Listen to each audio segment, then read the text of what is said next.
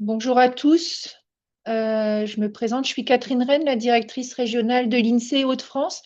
Donc, je propose que nous commencions cette conférence de presse dédiée au recensement de la population. Donc, cette conférence de presse est bicite avec nos collègues d'Amiens.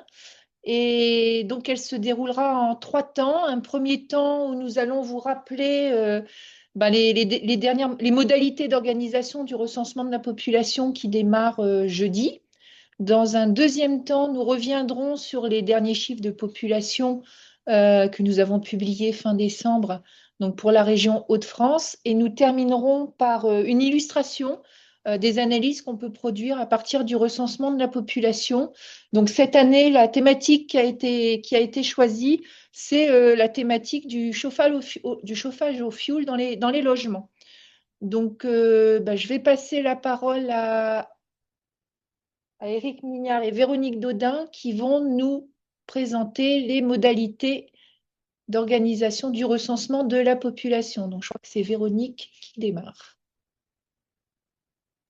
Alors, bonjour à tous. Oui, comme le disait Catherine, on va vous présenter ça à deux voix. Éric Mignard, qui est chef de CES à Lille, prendra la suite et je vous présente le début de ce diaporama en tant que chef de CES à Amiens, chef du service statistique qui englobe le recensement de la population. Donc, alors, est-ce que vous nous entendez bien à Lille? Oui, parfait. Parfait. D'accord. Alors, cette enquête de recensement commence le 15 janvier 2026 et vous le savez tous, il s'agit d'une enquête. C'est plus un recensement exhaustif depuis 2004.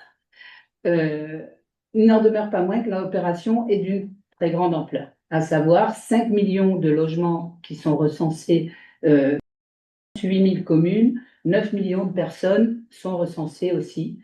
Donc c'est très large, très vaste, avec beaucoup de déplacements et dans tous les types de communes, il y a des agents recenseurs qui rencontrent les habitants. Il s'agit d'un enjeu fort aussi en termes de résultats, parce qu'il ne s'agit pas seulement de dénombrer la population, évidemment, le but premier d'un recensement, mais aussi d'actualiser, de diffuser des informations sociodémographiques. C'est la seule opération qui descend à un niveau territorial aussi fin sur les logements et leurs occupants, en termes, y compris à un niveau infracommunal, comme vous le verrez enfin, à un niveau infrarégional, comme vous le verrez dans les publications qu'on va vous présenter. Cette opération est issue d'un partenariat entre les communes. Il y a une diapo qui a sauté. D'accord, c'est moi. OK, pardon. Toutes mes excuses. Donc, il s'agit d'une opération qui a de nombreux usages autres que ceux de dénombrement et d'études qui relèvent de l'INSEE. C'est des usages légaux ou réglementaires sur le nombre d'habitants, s'appuie la répartition des dotations, contribution de l'État au budget de la commune, des communes et aux subventions qui sont allouées à ces communes-là dans des politiques diverses de la ville. Ça détermine le nombre d'élus au conseil municipal, avec les enjeux qu'on connaît cette année. Et puis, ça détermine aussi d'autres équipements, en particulier le nombre de pharmacies va dépendre du nombre d'habitants et l'aide à la décision pour l'implantation d'équipements collectifs, savoir combien on a besoin d'écoles, combien on a besoin de structures, de CCAS et autres, et le développement évidemment des moyens de transport pour servir la vie civique. Estimation évidemment du besoin en logement, mais ça relève ensuite d'études que réalise l'INSEE de prospective et de projection de population. Donc la répartition des rôles pour cette opération est assez détaillée et précise. L'INSEE organise et contrôle le recensement de la population. Ça ne veut pas dire qu'on ne va pas épauler les mairies dans la réalisation de la collecte et les rencontrer régulièrement. Et les communes préparent et réalisent la collecte. C'est la loi démocratie de proximité qui répartit les rôles entre l'INSEE et les communes. En aval, l'INSEE va produire des populations de référence et les communes suivent en détail la réalisation de cette collecte sur le terrain parce que c'est les communes qui ont la meilleure connaissance du terrain et des travaux qui se font pendant ce recensement. Il reste sous la responsabilité de l'État. Donc le protocole, un peu compliqué, mais finalement pas tant que ça. C'est une rotation en 5 ans, que ce soit pour les communes de moins de 10 000 habitants, une commune sur 5 est recensée chaque année de façon exhaustive, ou pour les communes de 10 000 habitants ou plus, où là, toutes les communes sont recensées chaque année, mais sur un échantillon de 8% qui tourne jusqu'à arriver à 40% de la population qui est recensée. Donc, c'est une enquête de très, très grande ampleur. À 40% de taux de sondage, on n'est plus tout à fait sur une enquête. Voilà, je passe la parole à Eric pour la suite. Oui, bonjour à tous. Alors, donc, qui dit recensement dit agent recenseur, hein. C'est vraiment la personne centrale qui, munie de sa carte officielle, va à la rencontre des populations. Il va donner, soit dans la boîte aux lettres, soit en main propre, la notice avec les codes d'accès au questionnaire Internet. C'est ce qu'on recherche principalement. Bien sûr, si les habitants ne veulent pas ou ne peuvent pas répondre au questionnaire, ils déposent les questionnaires papier, enfin, ils répondent sur les questionnaires papier, et l'agent recenseur vient rechercher quelques jours plus tard ces réponses.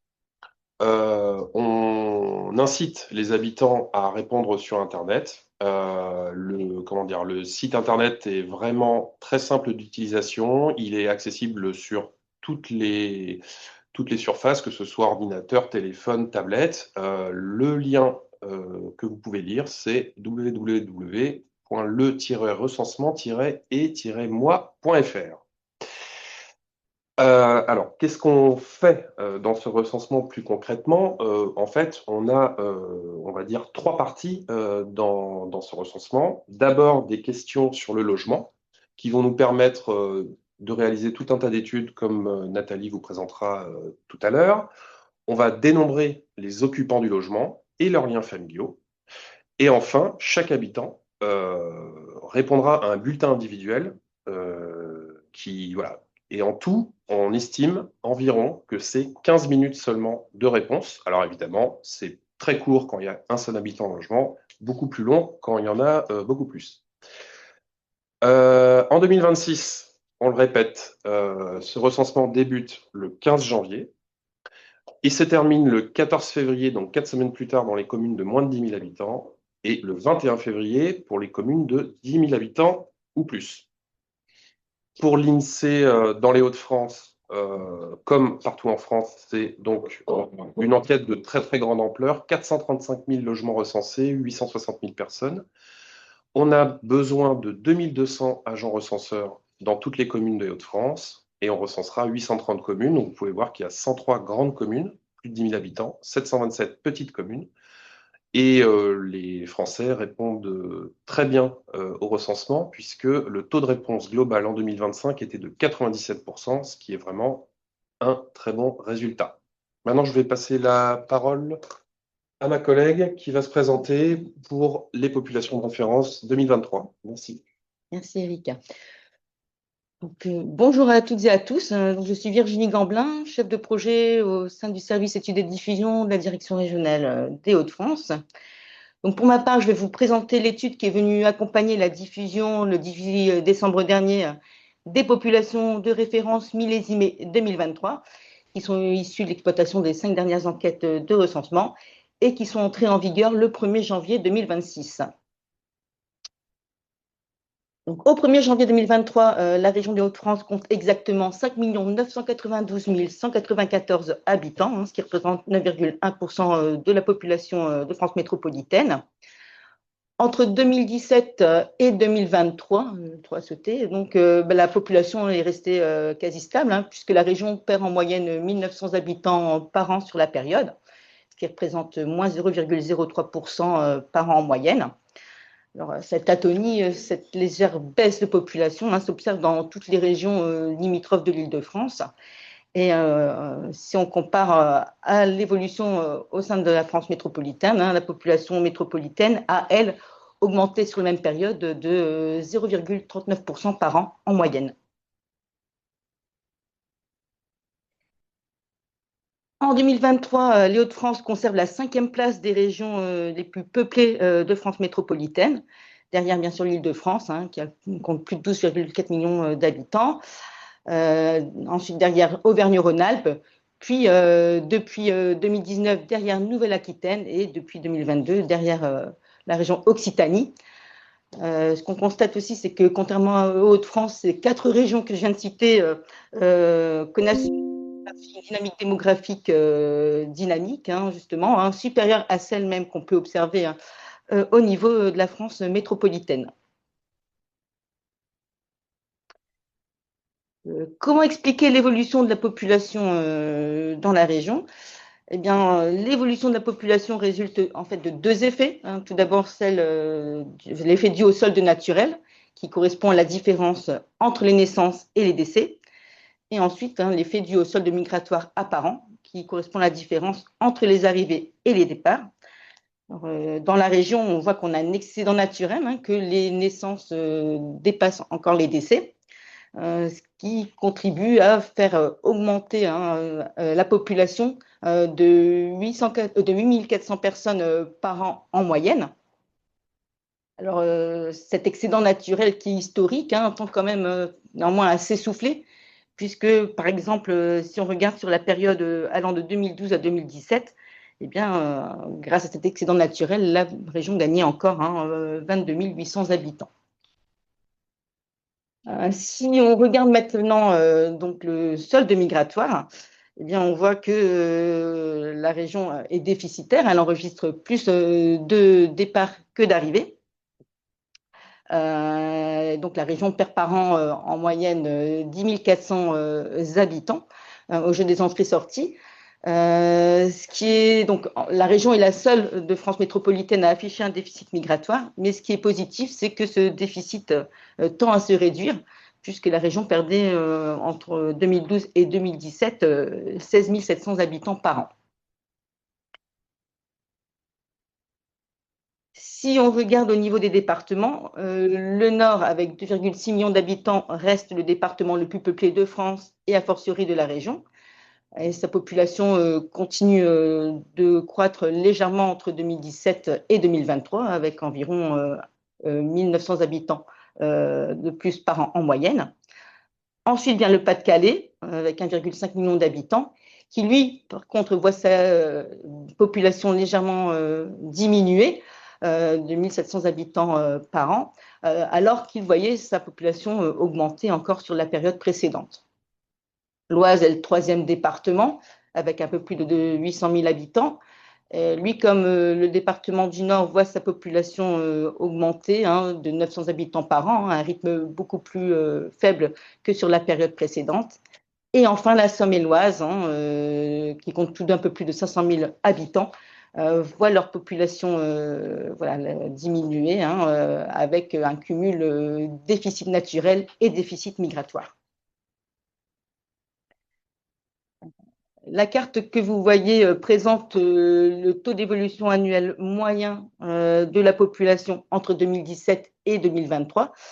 Donc, ce taux a été lissé par des méthodes statistiques afin de dégager des grandes tendances territoriales. Donc, en rouge, en rose-rouge, on voit les territoires où la population croît. En jaune, les territoires où la population reste stable. Et en bleu foncé, les territoires où la population diminue. Donc, ce qu'on voit, c'est que les territoires les plus dynamiques se situent dans l'agglomération lilloise, dans une partie de l'ex-bassin minier, dans la Rajoie, l'Amiénois, dans le sud de l'Oise et également hein, en périphérie de l'agglomération rémoise. À l'inverse, les territoires les moins dynamiques sont situés quant à eux dans le Péroné, dans l'Avesnois, la Sambre, la Thiérache, ainsi que dans le Ternois et sur le littoral picard. Mais globalement, ce qu'on constate, hein, c'est que la hausse de population, enfin la variation de population est tirée à la hausse par l'évolution de la population au sein des grands centres urbains, qui voient leur population progresser de 0,12%. Alors que d'un autre côté, voilà, il faut noter que la périurbanisation semble pas, puisque dans les communes rurales périurbaines, la population reste stable, hein, avec moins 0,01%. Et enfin, pour finir, voici les 20 communes les plus peuplées de la région. Donc, on constate que les 3 quarts sont situés dans le Nord et le Pas-de-Calais, avec en tête, bien sûr, Lille, avec plus de 238 000 habitants, qui est également, qui conserve la 10e place des communes les plus peuplées de France. Ensuite vient Amiens, avec plus de 136 000 habitants. Parmi les 20 communes les plus peuplées de la région, on constate que les plus dynamiques se sont situées dans le Pas-de-Calais, avec en tête Lens et Arras. Puis elles sont suivies par Lille et Marc-en-Barœul. Et à l'inverse, les plus fortes baisses s'observent dans les villes de Calais, Cambrai, Liévin et Saint-Quentin. Je vous remercie beaucoup pour votre écoute. Bonjour, donc je vais faire la dernière intervention de cette conférence. Je suis Nathalie Delatte, responsable de la division conseil aux acteurs publics régionaux. Donc chaque année, le lancement de l'enquête de recensement est accompagné d'un éclairage statistique qui est produit à partir des données du recensement de la population. En 2026, c'est la thématique du chauffage au fioul domestique qui est traitée, et ceci de façon commune par l'ensemble des régions de France.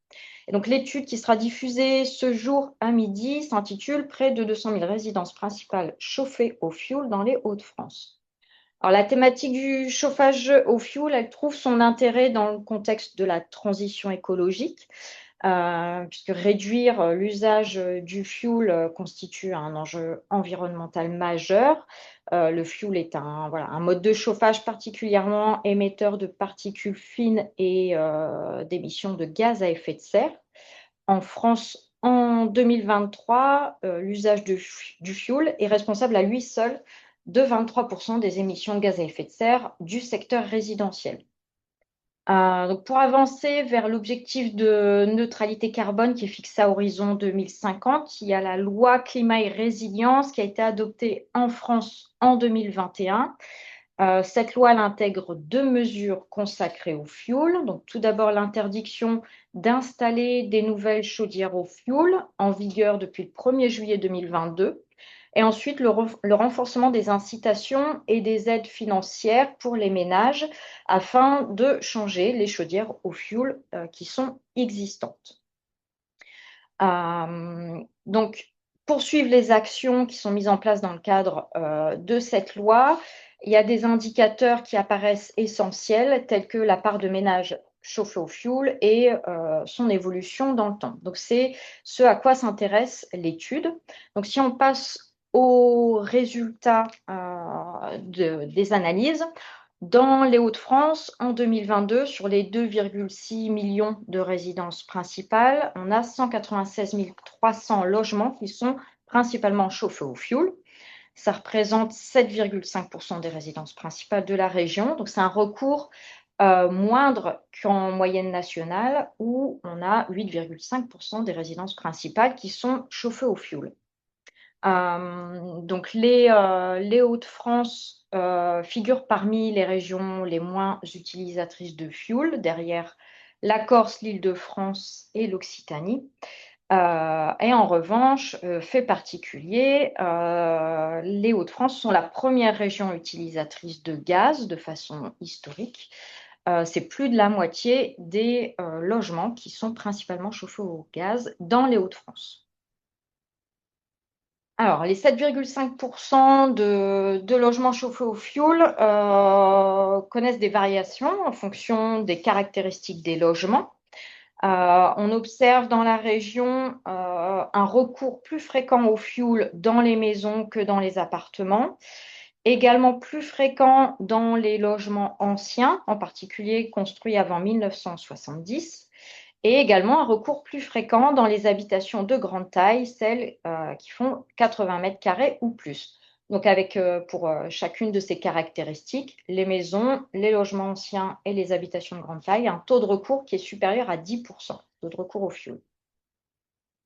Alors ces 3 caractéristiques de logements utilisateurs du fioul sont surreprésentées dans le rural, et donc mécaniquement on observe une utilisation du chauffage au fioul plus fréquente dans les communes rurales des Hauts-de-France, avec 18,4% des logements des communes rurales qui se chauffent principalement au fioul. À titre de comparaison, dans les communes urbaines, ce taux n'est que de 3,3%. Alors, dans le contexte de disparition programmée des chaudières au fioul et puis également de hausse du coût de ce combustible, il est important de connaître les caractéristiques des ménages qui se chauffent au fioul pour pouvoir identifier les personnes exposées aux changements législatifs et à la vulnérabilité énergétique. Donc, si on s'intéresse aux caractéristiques des ménages se chauffant au fioul, on observe que le taux de recours, il est plus important dans les ménages qui comprennent au moins une personne de 75 ans ou plus, mais également parmi les ménages qui occupent leur logement de longue date. Donc, le taux de recours pour les ménages de 75 ans ou plus, il atteint 14% dans les Hauts-de-France. Et celui pour les ménages qui occupent depuis plus de 20 ans leur logement, il est de 13,4%. Et au global, parmi l'ensemble des ménages qui se chauffent principalement au fioul, on a la moitié des utilisateurs qui sont des ménages de retraités. Enfin, regardons maintenant comment l'usage du fioul a évolué. Donc, sur les dernières décennies, il y a plusieurs facteurs qui ont conduit à réduire l'utilisation du fioul partout en France. Alors, tout d'abord, l'impulsion de politiques publiques. On a cité tout à l'heure la loi climat et résilience de 2021. Mais il y a également la politique de construction de logements neufs. Ces logements étant bien moins équipés en chaudière au fioul qu'auparavant. Et enfin aussi toute la tendance à la reconversion du fioul vers d'autres énergies. Entre 2006 et 2022, dans les Hauts-de-France, l'usage du fioul a diminué de moitié, puisque la part des résidences principales chauffées au fioul est passée de 15,1% en 2006 à 7,5% en 2022. En termes de volume, ça correspond à une baisse du nombre de logements chauffés au fioul de 354 600 en 2006 à 196 300 en 2022. Et donc, ce recul de l'usage du fioul s'est fait dans la région presque exclusivement au profit de l'électricité, avec une part de résidence principale se chauffant à l'électricité qui a quasiment augmenté de 6 points. En revanche, l'usage du gaz, lui, reste stable. Voilà, merci pour votre écoute. Merci.